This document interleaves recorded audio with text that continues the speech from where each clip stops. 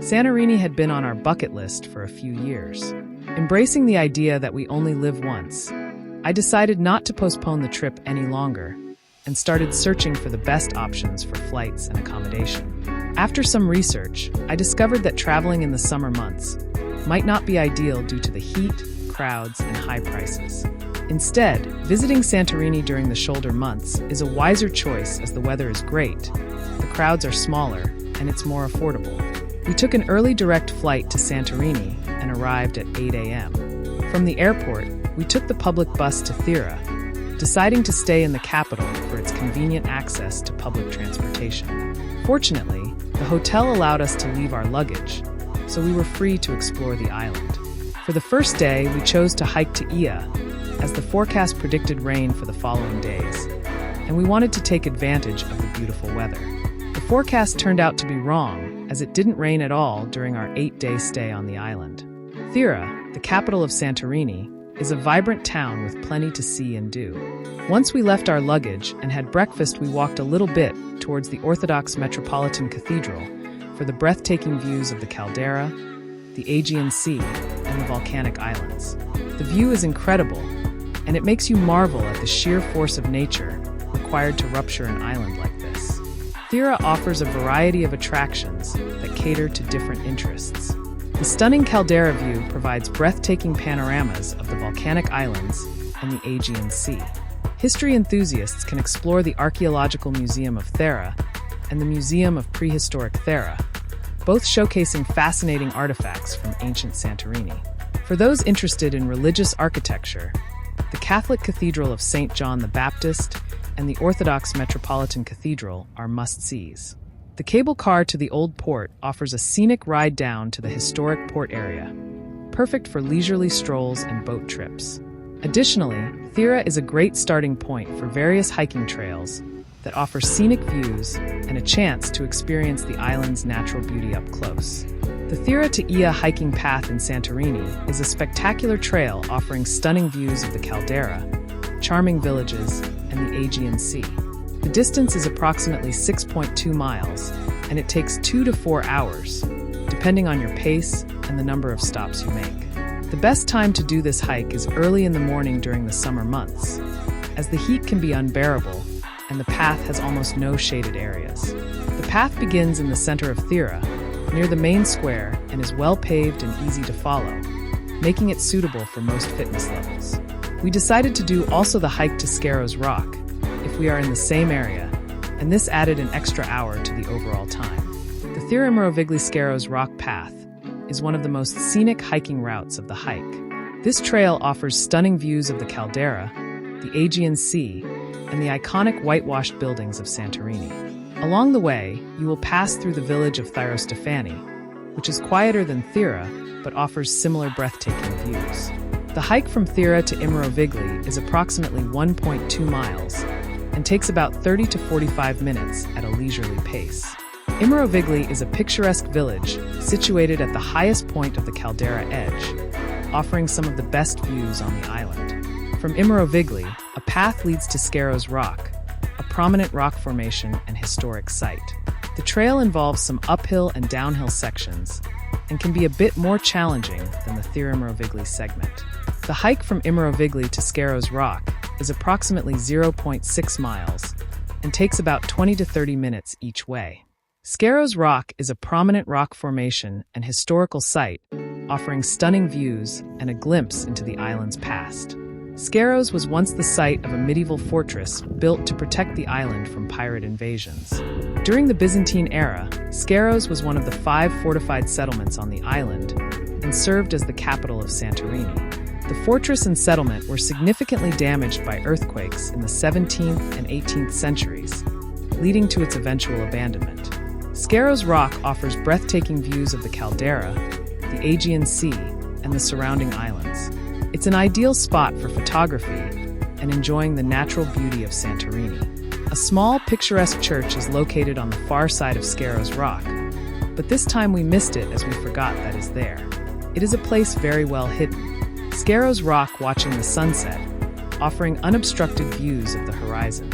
After we hiked back to Amoudi, the path continues for about 4.3 to 5 miles into Oia. My tips for this hike are to wear comfortable shoes, have a hat, sunglasses, and sunscreen. Plenty of water to drink is mandatory, as after you exit Amoudi, the places in which you can find something to drink are not that many. I speak from experience as we did the hike starting from 11, and the heat caused some inconveniences along the path. If you can't continue the path at some point of the hike, you have the possibility of returning with the public buses, as the bus station is nearby.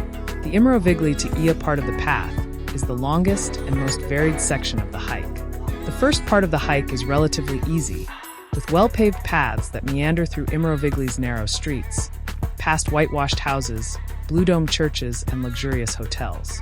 This section provides stunning vantage points where you can stop and admire the sweeping views of the caldera and the island's rugged coastline. As you leave Amoudi, the path becomes more rugged and natural, transitioning to dirt trails and rocky paths. The middle section of the hike takes you through quieter, less developed areas of the island, where you'll pass small chapels, vineyards, and patches of wildflowers. The terrain can be a bit challenging in places, with some uphill and downhill sections, but the panoramic views of the caldera and the distant islands make it all worthwhile. This part of the hike offers a sense of tranquility and solitude, away from the bustling tourist areas, allowing you to fully immerse yourself in the island's natural beauty. The final stretch of the hike leads you into the picturesque village of Oia, famous for its stunning sunsets and iconic architecture. As you approach Oia, the path becomes more populated and well-maintained, with stone-paved walkways and steps leading down into the village. Along the way, you'll encounter more tourists and local vendors, and the views of the caldera become even more dramatic. The hike concludes in Oia, where you can explore its narrow streets, visit art galleries, enjoy a meal at one of the many restaurants, and find a perfect spot to watch the sunset. The whitewashed buildings and charming streets in Oia was the perfect reward after our hike. We visited the blue-domed churches, the castle, and sought out a good sunset viewpoint. However, watching the sunset from Oia was less enjoyable due to the crowded streets and viewpoints. We walked down the stairs to Amoudi Bay, trying to find a less crowded spot. We ended up in the port, which was actually the best place as it was not crowded at all. Returning up the stairs at nighttime was another adventure. To get back to Thira, we took the public bus. On our second day, we began by admiring the sunrise over Anafi Island from our hotel room. When we booked the room, we had no idea that our balcony would offer such a stunning morning view. It's not the overpriced caldera-view, but it's still gorgeous at sunrise. For budget travelers, paying extra for the caldera-view isn't worth it, since you'll likely spend most of your day outdoors, admiring the scenery anyway.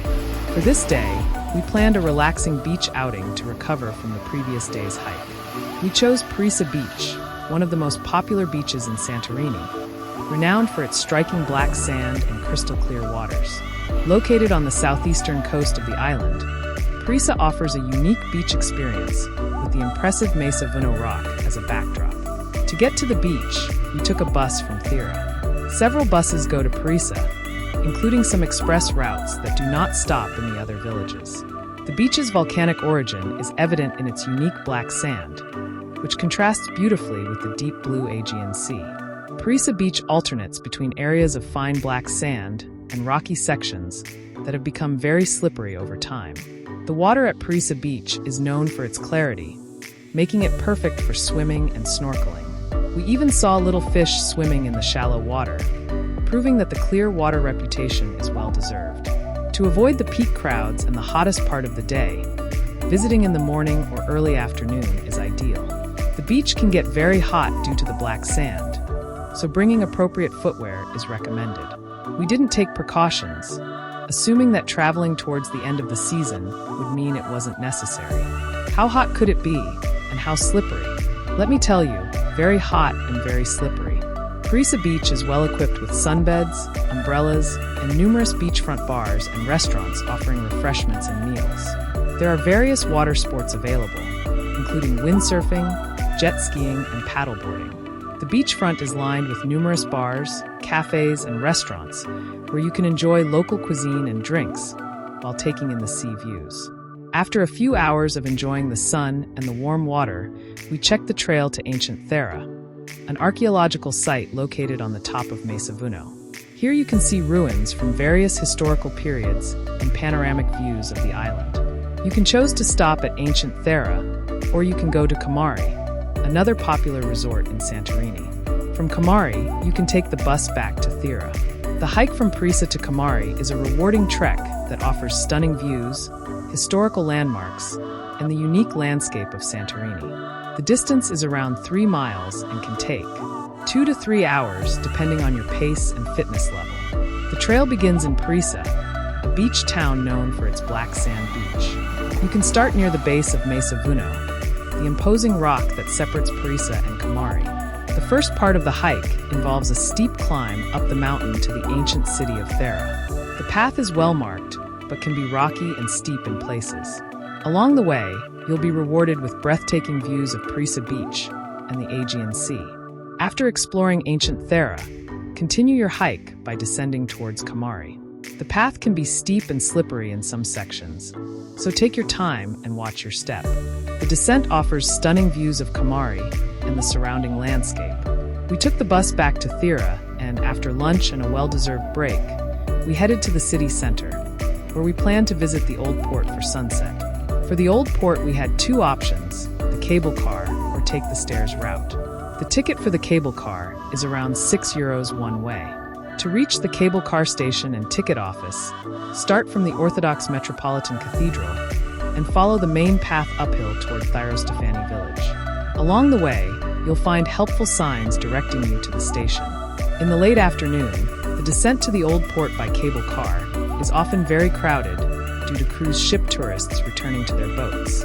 This time was no exception, with a huge line, which made our decision to take the stairs easier. We also felt confident after all the hikes we had done. However, tackling this path around 5 p.m. after a hot, sunny day turned out to be less than ideal, as the smell was quite overpowering. The path to the old port of Thira, also known as Scala, is a scenic and somewhat challenging route that offers stunning views of the caldera. You will likely encounter donkeys along the path, which are traditionally used to transport tourists up and down. Be cautious as the path can be slippery and covered in donkey droppings, especially later in the day. The path consists of around 600 steps that wind down the cliffside. These steps are made of stone and can be quite steep and uneven in places. Be prepared for a bit of a workout, as the descent can be tough on the knees. At the bottom, you'll find the old port of Thira. This historic port is now a bustling area filled with restaurants, cafes, and shops. It also serves as the departure point for many boat tours to the volcanic islands and hot springs. After the sunset, we took the cable car back up as it was getting dark, and I wasn't keen on trying to navigate the path in low light. The ride takes approximately 3 to 5 minutes, covering a distance of around 0.6 miles. Pretty good compared to the 30 minutes it took us to descend on the stairs. We started our 3rd day early by enjoying the sunrise over Akrotiri Island, while preparing for a day trip from Thira to Akrotiri, including a visit to the archaeological site of Akrotiri and Red Beach. After checking the archaeological museum schedule, we decided to not lose time and catch an early bus to Akrotiri. Akrotiri is a charming village on the southwestern tip of Santorini, known for its historical significance and scenic beauty. We took the bus from the same main bus station as we did in the previous days. The ride takes between 20 to 30 minutes until the museum bus stop. We expected crowds at the museum as the bus was packed, but most of the people decided to go directly to Red Beach. The archaeological site of Akrotiri is often referred to as the Minoan Pompeii, due to its well-preserved ruins, buried by a volcanic eruption around 1600 BC. I was pleasantly surprised to find that the site is so well preserved and covered so can be visited also during very hot or rainy days when you need some indoor activity. The site has been developed with walkways and protective roofing to allow visitors to explore the ruins while preserving them. The archaeological site of Akrotiri is one of the most significant prehistoric settlements of the Aegean. It provides an exceptional glimpse into the life of a Minoan city preserved in volcanic ash. Akrotiri was a thriving settlement during the late Neolithic and Bronze Age periods, around 4500 to 1600 BC. It was one of the most important ports and urban centers in the Aegean. The site was buried under volcanic ash from the Thirassia eruption around 1600 BC. This natural disaster preserved buildings, frescoes, pottery, and other artifacts, similar to Pompeii. The site was rediscovered in the late 19th century, with systematic excavations beginning in 1967. The frescoes are among the most famous artifacts from Akrotiri. They depict various aspects of daily life, nature, and religious practices, and they are notable for their vibrant colors and detailed artistry. The frescoes are not anymore in Akrotiri, though, but found in Fira in the Archaeological Museum. From the artifacts, a wide range of pottery found caught my attention, large and decorated, used for storing water and food. The other artifacts were also moved to Thira Museum. You can also hire a guide to walk you through the archaeological site. We were fortunate to be right behind another group with a guide, so we got to hear the information being shared. The walk through the museum doesn't take that long, though. In about 1 hour, we reached the end, and we didn't rush. From the Archaeological Museum exit, there is a crossroad, and you need to take the road found on the right in order to go to Red Beach. Initially, we took the road to the left, which turned out to be a dead end. However, we did get to see some nice boats sailing. From the parking area, there is a short, rocky path that leads down to the beach. At the top of the cliff, there is usually a violinist playing. It can be a bit steep and uneven, so I was glad to have sturdy shoes and not sandals or flip-flops. Red Beach in Santorini is one of the island's most unique and visually striking beaches, known for its dramatic landscape and rich, red-hued cliffs. The beach itself is relatively small and covered with pebbles and coarse sand. The water is clear, warmer compared to other areas, and great for swimming and snorkeling. There are limited facilities at Red Beach. A few canteens and beach bars offer drinks and snacks, and you can rent sunbeds and umbrellas. Due to occasional rockfalls from the cliffs, it's advisable to stay close to the water and avoid the base of the cliffs. After a few hours of swimming, we took the bus back to Thira.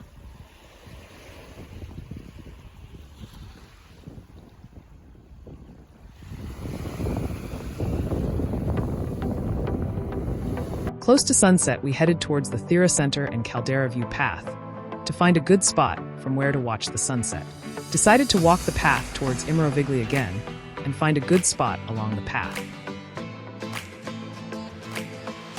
We visited one of the most iconic cathedrals in Santorini.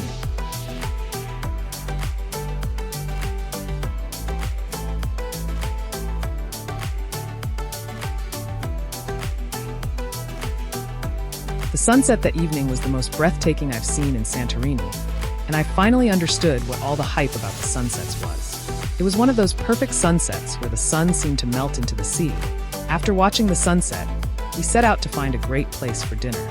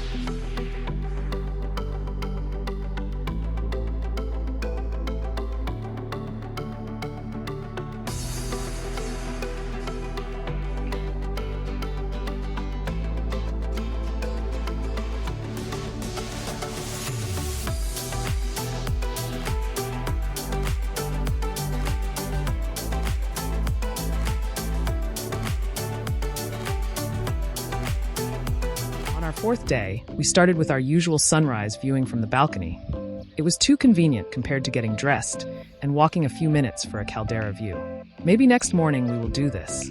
For this day, we plan to visit the Archaeological Museum of Thira to see the artifacts and frescoes from Akrotiri. Conveniently located, the museum was just a few minutes' walk from our hotel.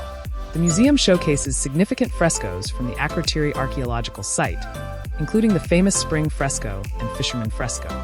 It also has a range of pottery, tools, and household items that reveal daily life and craftsmanship in ancient Santorini. We also saw an extensive collection of vases and pottery from the Minoan period, showcasing intricate designs and artistic techniques, small statues and figurines that offer insight into the religious and cultural practices of the time.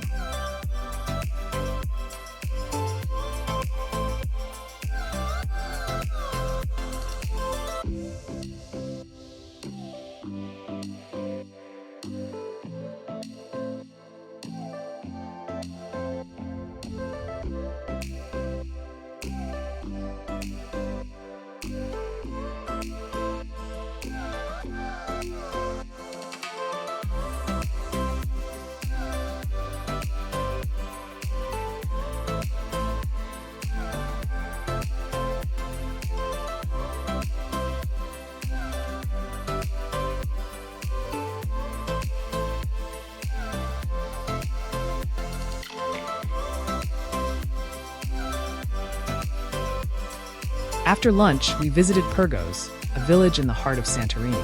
Pyrgos retains much of the traditional Greek village charm with narrow winding streets, whitewashed houses, blue-domed churches, and is pleasantly less touristy than other areas.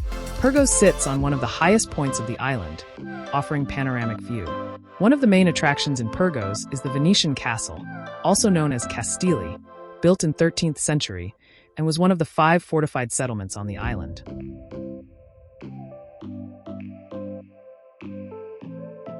After returning from Pyrgos, we went to the Thira city center. While we had visited the cathedral the previous day, today we explored the Orthodox Church and the streets behind Atlantis Hotel.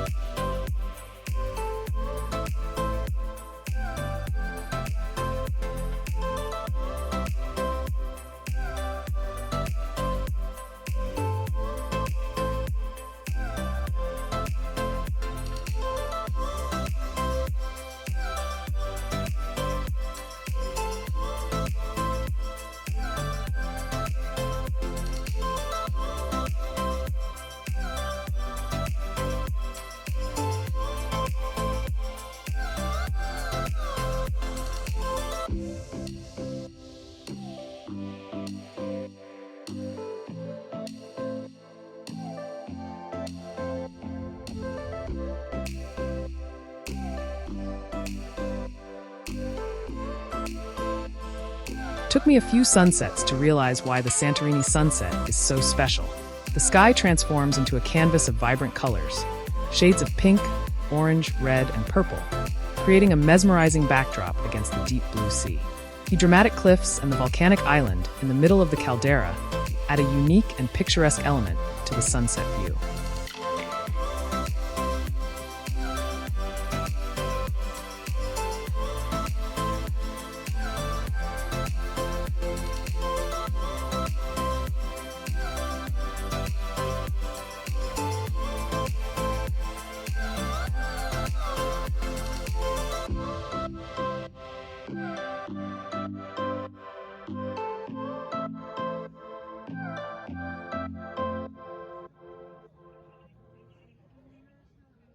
On our 5th day, we booked a boat trip to the Volcano and Thirassia Island, one of the most popular activities for tourists in Santorini. Today, the sun wasn't shining as brightly, and we were concerned that the forecasted rain would arrive right on the day we planned our boat tour. We took a bit of a risk and booked the tour online at the last minute. Typically, it's not advisable to do this during the summer months due to limited availability. There were 2 tours to choose from, one starting at 9 a.m. and one at 10 a.m. Since the 9 a.m. tour was fully booked, we opted for the 10 o'clock tour. The tour was €30 each, and we took the tickets from Thira Old Port. Since we had to be at the port by 9 a.m., we started early in the morning to descend the stairs. To our surprise, the donkeys were also making their way down at the same time. Going down the stairs with the donkeys was not quite what I had imagined, but thankfully, the smell wasn't as bad as I had feared, as the stairs are swept and washed every morning. The boat looked like something out of a movie, an old-fashioned sailing vessel, but without the sails. The deck was quite simple, but we didn't feel the need for anything more. The tour guide spoke several languages and shared information about the island and the volcano. We booked the option without lunch, as we planned on having lunch on Thirassia.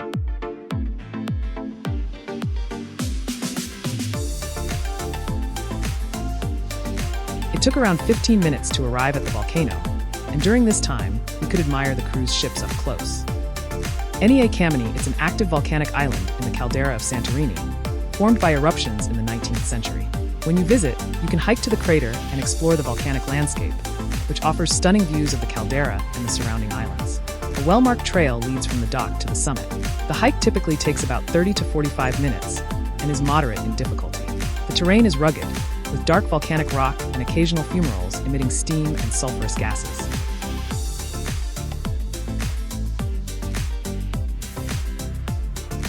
While Oia Amoudi is an active volcano, it has been relatively quiet since the mid-20th century. The last significant eruption occurred in 1950. The island is closely monitored for any signs of renewed volcanic activity. At the summit, you'll find the main crater, where you can observe steam vents and fumaroles. These are vents in the Earth's crust that emit steam and gases, such as sulfur dioxide. On Oia Amoudi, you can see and sometimes feel the heat from these fumaroles.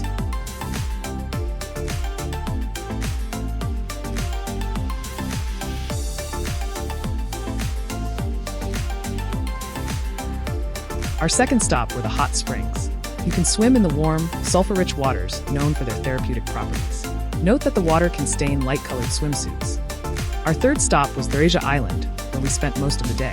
It is a small island in the Santorini caldera, offering a quieter, more traditional Greek experience compared to Santorini. The main village, Manolas, is perched on a hill and offers charming narrow streets, traditional architecture, and stunning views of the caldera. You can reach it by a steep hike on the stairs. We tried our best, but after tackling the first few steps, we gave up as it felt too hot. Transportation is limited to walking or riding donkeys. There are no cars or taxis on Thirassia, which helps maintain its peaceful ambience. Something to remember is that many places on Thirassia may not accept credit cards, so it's a good idea to carry some cash for purchases.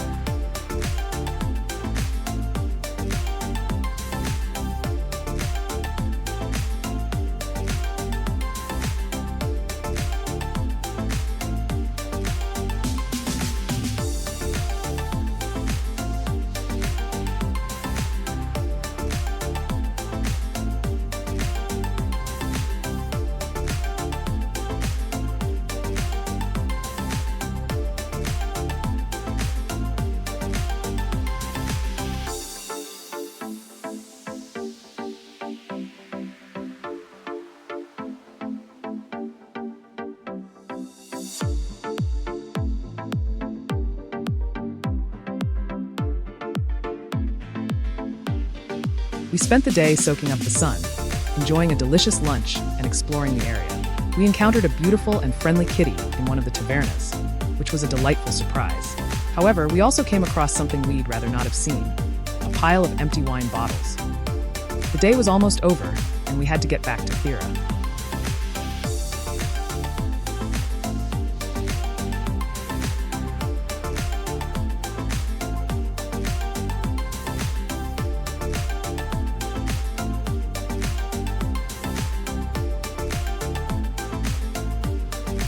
From below, we had a great view of Oia village and heard an interesting story about the place from our guide, that after the earthquake in the 1950s, Oia had to be completely rebuilt.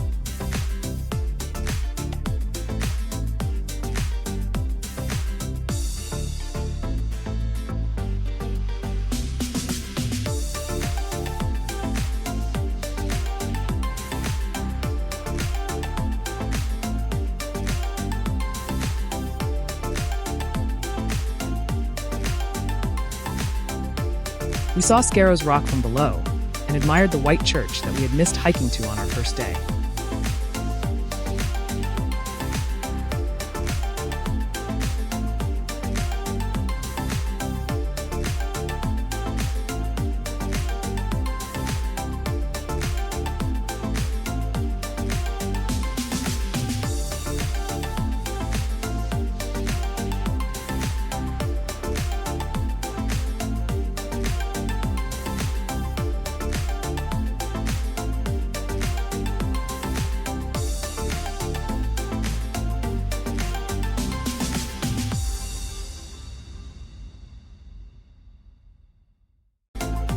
Back at the old port of Thira, we decided to climb the stairs back up to the town center and admire the sunset from there. Our motto for the vacation was clear: no sunset in Santorini should be missed.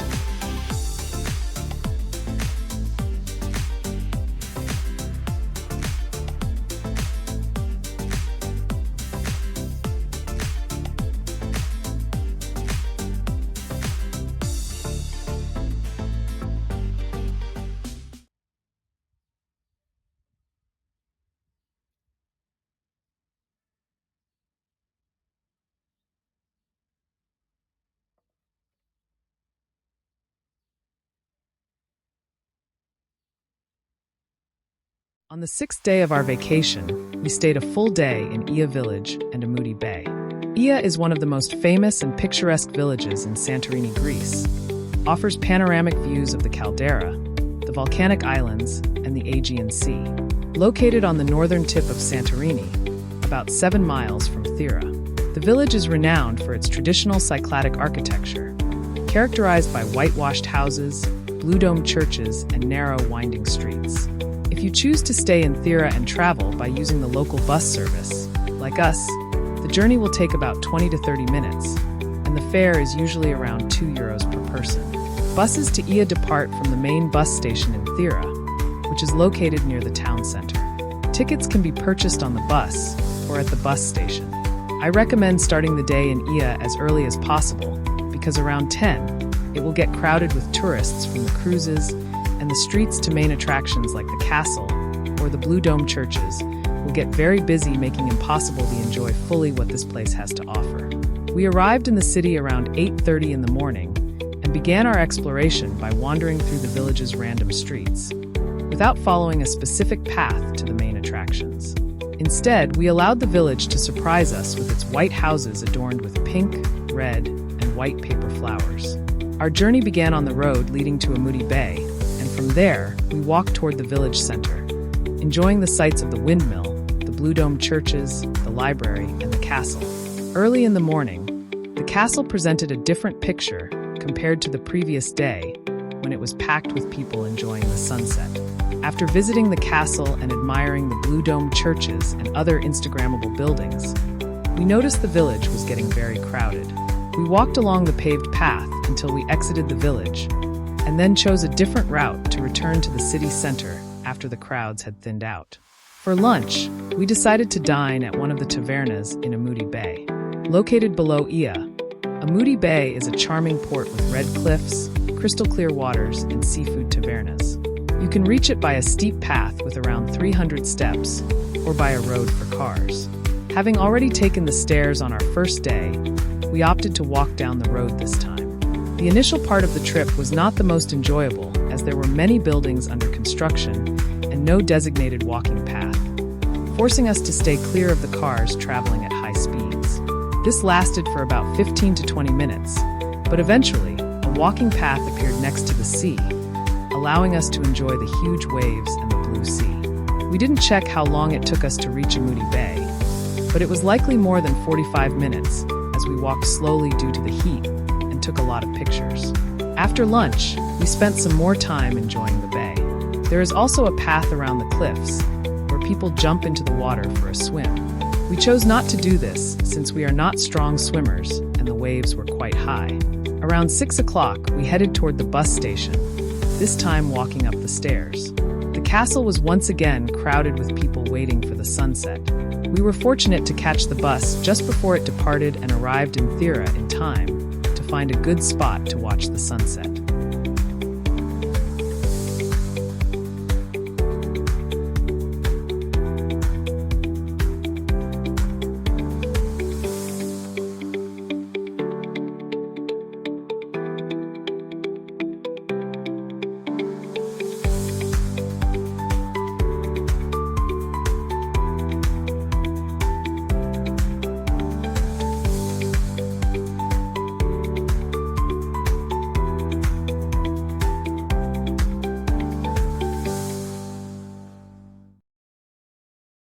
On our last full day on the island, we choose to visit Kamari Beach, one of Santorini's most popular destinations. We chose to watch the sunrise from our balcony again, and this time, a cloud with an interesting shape hovered above Anifi Island. It looked as if the island was being split in half by the sun. We left for Kamari with the local bus, and the ride takes around 25 minutes. Known for its unique black sand and pebbles, Kamari Beach offers a distinctive beach experience that sets it apart from typical sandy beaches. The beach's black volcanic sand is a result of the island's volcanic activity, giving it a unique and striking appearance. Kamari Beach is well equipped with sunbeds, umbrellas, and beach bars, providing a comfortable and relaxing experience. There are also numerous restaurants, cafes, and shops nearby. Compared to Perissa, the waves on this side of the sea are bigger. Of the 3 beaches we visited in Santorini, I think we liked Red Beach the most because the water was warmer and calmer. From Kamari, you can also hike to ancient Thira, and from there to Perissa Beach. There is a wide variety of restaurants to choose from, and you can stroll along the sea promenade to check out the menus. We were totally unaware of the proximity to the airport, and the airplanes flying at low altitudes were a pleasant surprise, making this place perfect for plane spotting. After spending a few hours enjoying the warm water, we went back to Thira to enjoy one last gyros before leaving the island.